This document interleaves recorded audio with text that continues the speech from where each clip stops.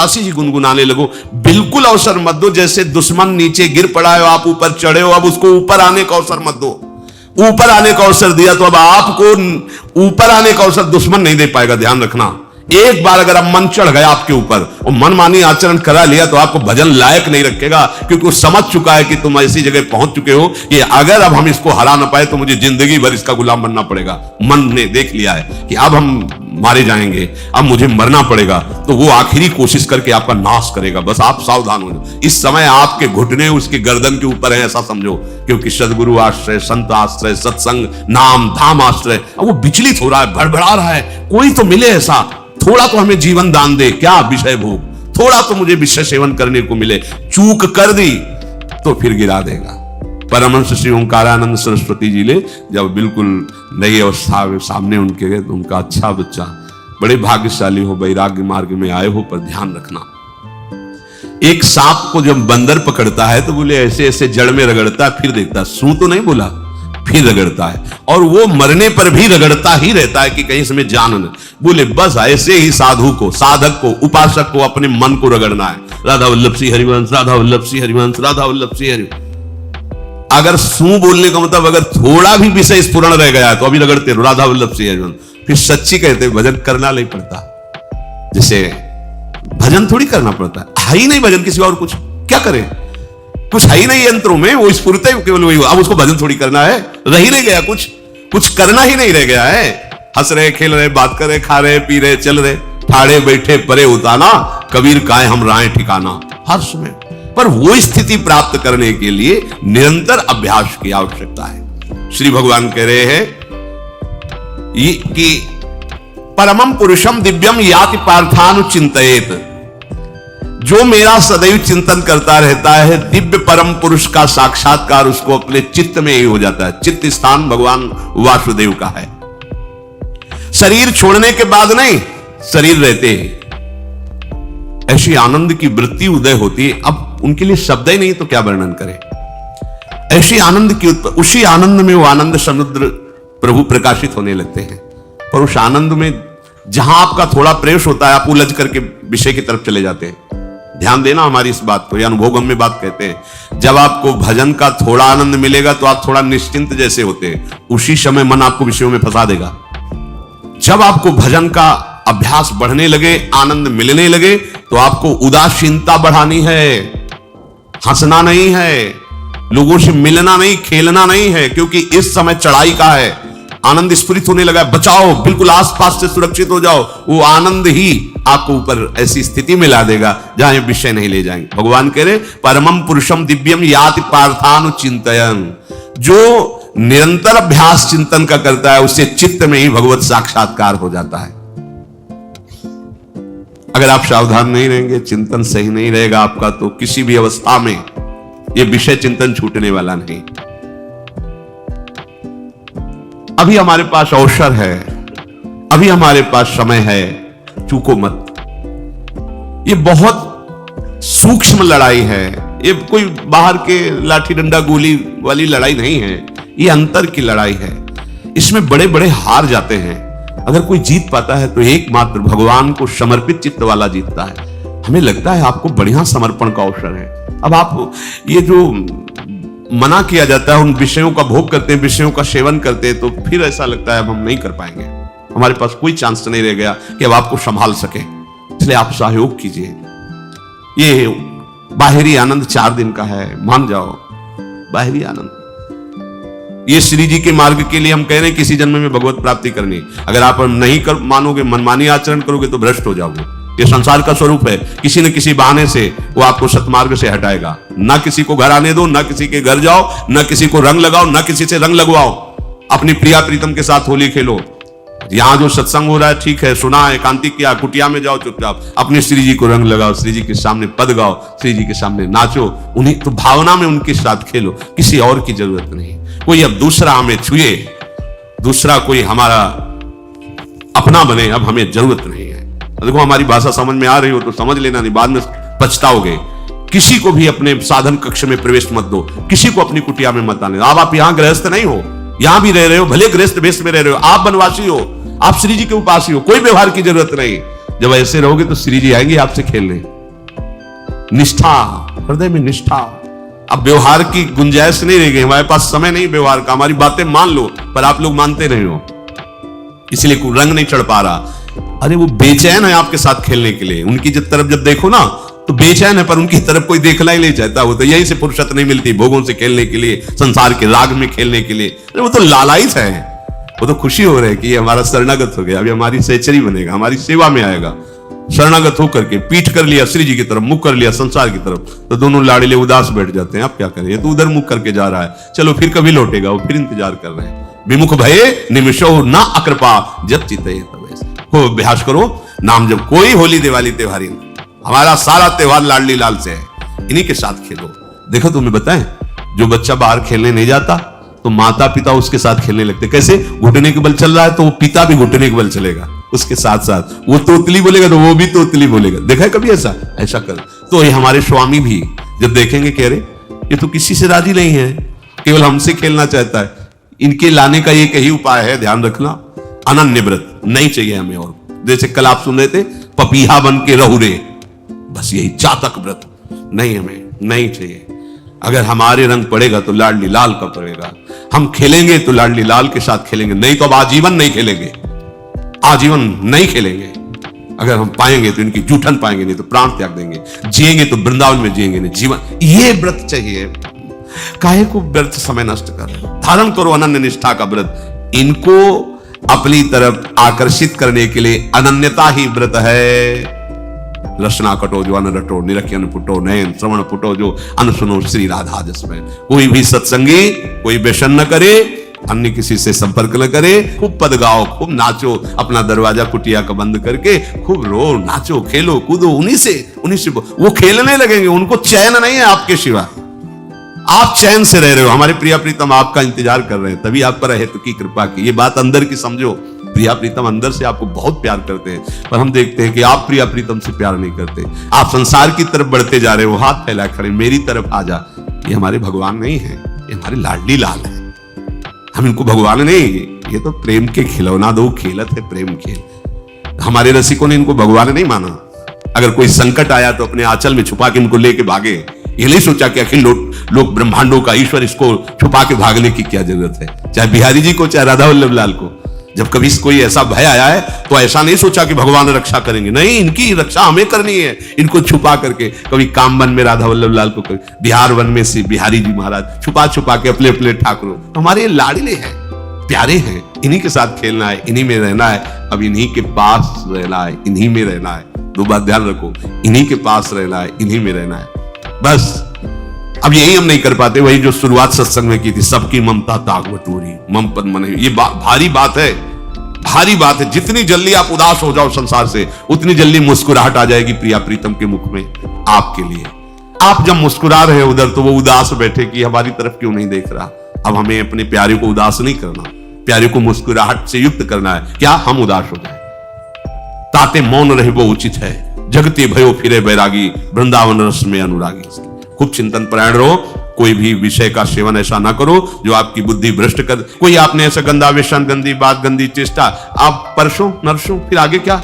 आपका जो साधन मार्ग वो ढक जाएगा, फिर प्रमाद छा जाएगा। हमें किसी भी उत्सव में, किसी भी उत्साह में अपनी प्यारी जो की अनन्यता और सिद्धांत को नहीं छोड़ना, अपने मार्ग में चल। ये अध्यात्म है, अध्यात्म। ये दान पुण्य की बातें नहीं है, ये लोकांतर में भटकने की बातें नहीं है, सीधे भगवत प्राप्ति की बातें हैं। यत करोषि, जो भी तुम करोगे वो तुम्हें अपने आराध्य देव के लिए करना है, आराध्य देव को समर्पित करना है। देहाभिमान अभी कुछ ही समय में गलित हो रहा है, ऐसा आपको अनुभव होने लगेगा। कैसे समझेंगे देहाभिमान गलित हो रहा है? जब आपका अपमान हो और आपको कोई फर्क ना पड़े, आपका सम्मान हो, आपको कोई हर्ष नहीं हुआ, बड़ा लाभ हो गया, कोई सुख नहीं हुआ, बड़ी हानि हो गई, कोई दुख नहीं हुआ। शरीर स्वस्थ है, कोई हर्ष का विषय नहीं, शरीर स्वस्थ है, कोई शोक का विषय नहीं। यह है देहाभिमान गलित होने का स्वरूप। यत करोषि, तो जो भी हम करें, पापाचरण भी करें तो श्री भगवान को अर्पित कर दे। बोले नहीं, तस्मात् शास्त्रम प्रमाणम ते कार्याकार्यो व्यवस्थितो। जो तुम्हें करना है उसमें प्रमाणित कार्य करने हैं शास्त्र के अनुसार। यत करोषि, अब जो भी करोगे शास्त्र सम्मत करोगे और प्रभु को समर्पित करोगे, देहाभिमान बहुत जल्दी गलित हो जाएगा।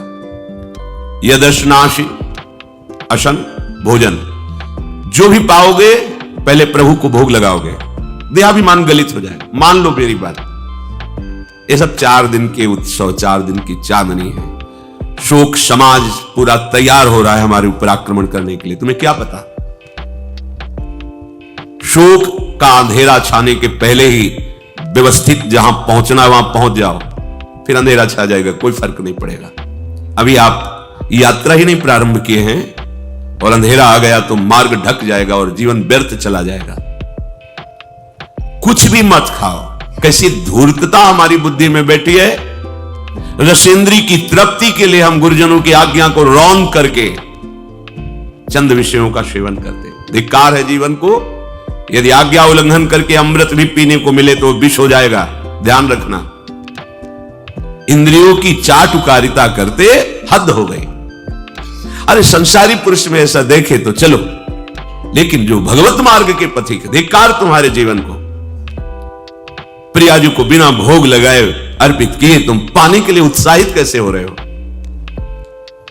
जिन वस्तुओं को निषेध किया गया है उनकी तरफ स्वप्न में भी अगर गति हो तो जलन होनी चाहिए कि स्वप्न में भी हमने कैसे स्वीकार कर लिया। कभी कभी ऐसा लगता है कि भगवत प्राप्ति बहुत कठिन है, ये समझने वाले नहीं। मेढक को तौलने का अगर हमें आदेश मिले तो तौलना बहुत कठिन है। 5 रखो, 2 उधर छिटक के चले गए, उनको घसीटो तो 3 पहले वाले फिर उतर के चले, ऐसे है। सावधान हो जाओ। ये आज्ञा का उल्लंघन तुम्हारे लिए नारकी गति का काम करेगा। अगर आज्ञा है कि अमृत नहीं पीना तो मत पीना, नहीं वो विष हो जाएगा। और अगर आज्ञा है विष पी लीजिए तो गरल सुधा रिपु करहि मिताई, गोपद सिंधु अनल शीतलाई, वो विष अमृत हो जाएगा। तुम्हारा शत्रु तुम्हारा मित्र हो जाएगा। ये भाव समुद्र गाय के खुर के गड्ढे के समान हो जाएगा। आज्ञा पालन बहुत बड़ी सिद्धि है। ये मूढ़ता का त्याग कीजिए। आप जानते हो, जानते नहीं है, नहीं, तुम नहीं जानते हो, तुम्हें वो जान रहे हैं। अगर तुम अपना आनंद चाहते हो, सुख चाहते हो तो आज्ञा पालन करो। इसी से देहाभिमान गलित होगा। तुम्हारी एक एक वृत्ति उस सर्वात्मा प्रभु बैठे देख रहा है और उन्हीं के रिझाने के लिए तो तुम्हें मानव देह मिली, भगवत मार्ग मिला। ये ध्यान रखो, एक बार भी बिना भोग अर्पित किए हुए जो पाओगे वही तुम्हारी बुद्धि भ्रष्ट कर देगा। देख लो आंख खोल के कैसे बुद्धि भ्रष्ट होती है। वो अपने आराध्य देव इष्ट देव की ही निंदा करने लगता है, आराध्य देव इष्ट देव के विपरीत चलने लगता है। ये बुद्धि गिरी मतलब सर्वनाश। जो शास्त्र में कहा गया है, कामः संजायते क्रोधा क्रोधा स्मृति विभ्रमा स्मृति भ्रंशात् बुद्धिनाशो, बुद्धिनाश को ही कहा गया प्रणश्यति, नष्ट हो गया, वो किसी काम का नहीं। यत करोषि, जो भी कर रहे हो वो प्रभु के लिए हो और प्रभु को अर्पित करो। यदश्नासि, जो भी असन भोजन करते हो, जो भी तुम्हारी जिह्वा में जाए, अगर तुम इसी जन्म में भगवत प्राप्ति करना चाहते हो तो बिना भोग लगाए मत पाना, मान लीजिए। फिर कह रहे यज्जुहोषि, जो भी तुम हवन का तात्पर्य होता है भागवतिक कार्य करते हो वो प्रभु को अर्पित कर दो, बड़ा सुख मिलेगा।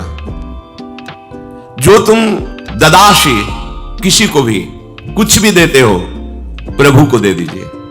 देने के पहले उसमें भाव कीजिए राधा वल्लभ लाल इसके हृदय मंदिर में बैठे।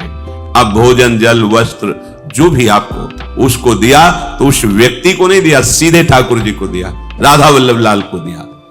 यह तपस्यासी, जो भी तुम तपस्या कर रहे हो, काम वेग को सह रहे हो, क्रोध को सह रहे हो, गर्मी सर्दी सह रहे हो, अनुकूलता प्रतिकूलता सह रहे हो, ये भी प्रभु को अर्पित कर दो।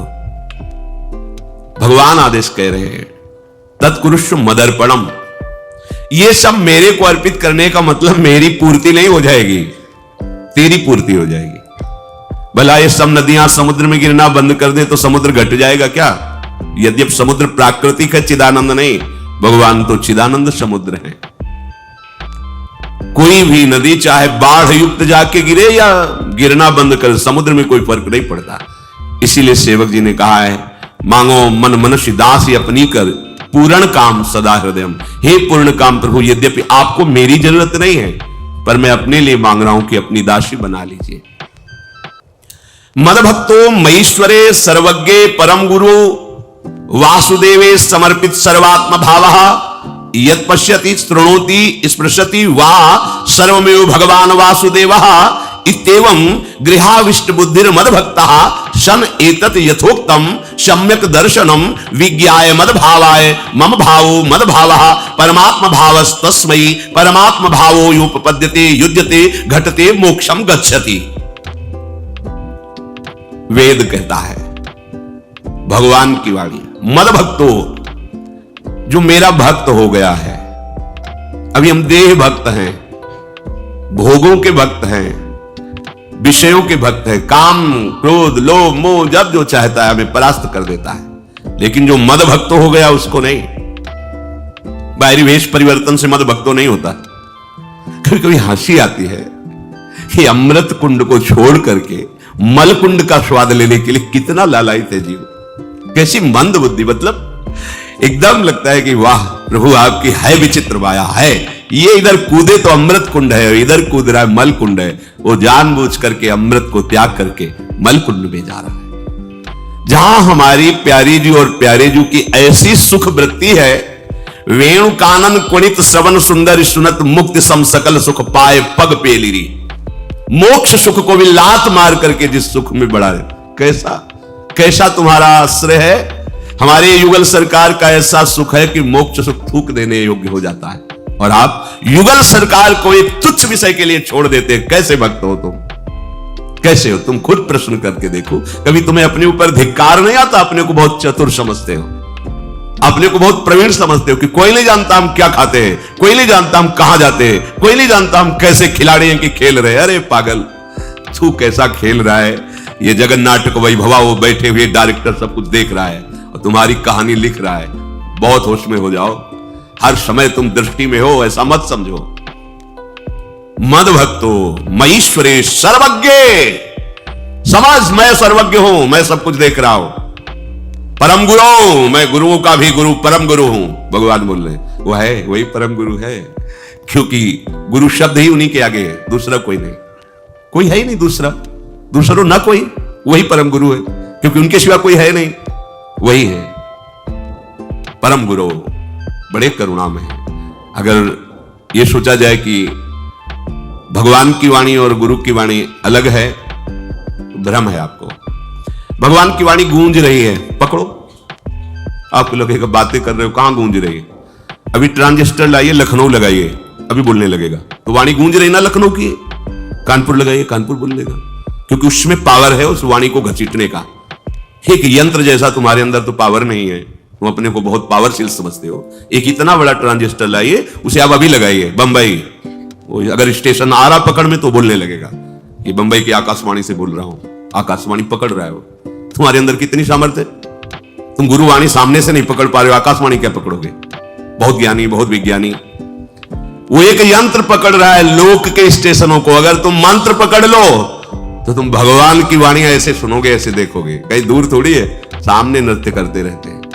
नेत्र खुले थोड़ा, पावर आप में है। जो मंत्र मिला है वो यंत्र पकड़ता है स्टेशन, पावर तुम्हारा सीधे पावर हाउस को पकड़ेगा। अखिल ब्रह्मांडों का पावर वासुदेवा समर्पित सर्वात्म भावः। तो यत् पश्यति यत् शृणोति स्पृशति, वो भगवान का स्पर्श करेगा, भगवान की वाणी सुनेगा, भगवान को ही देखेगा। कौन? जो मद भक्ता है। तो आप लोग बड़े कृपा पात्र हैं, भगवत मार्ग के पथिक बन गए। कहां फंसे हो यार, कहां? बड़ी हंसी आती है। साधक अपने छोटे से दोष को पहाड़ की तरह देखकर व्याकुल हो जाता है और गुरु और भगवान से पुकारता है, नाथ देखो मैं ऐसा, मुझे बचा लो। प्रभु अभी तक समर्पण नहीं हो पाया, उसे अपने में फुर्सत नहीं। जो मेरा हो जाता है वो निरंतर मेरा चिंतन करता है, इसलिए मैं उसको सुनाई देता हूं। तुम किसका चिंतन कर रहे हो? संसार का। तो क्या सुनाई दे रहा है? संसार।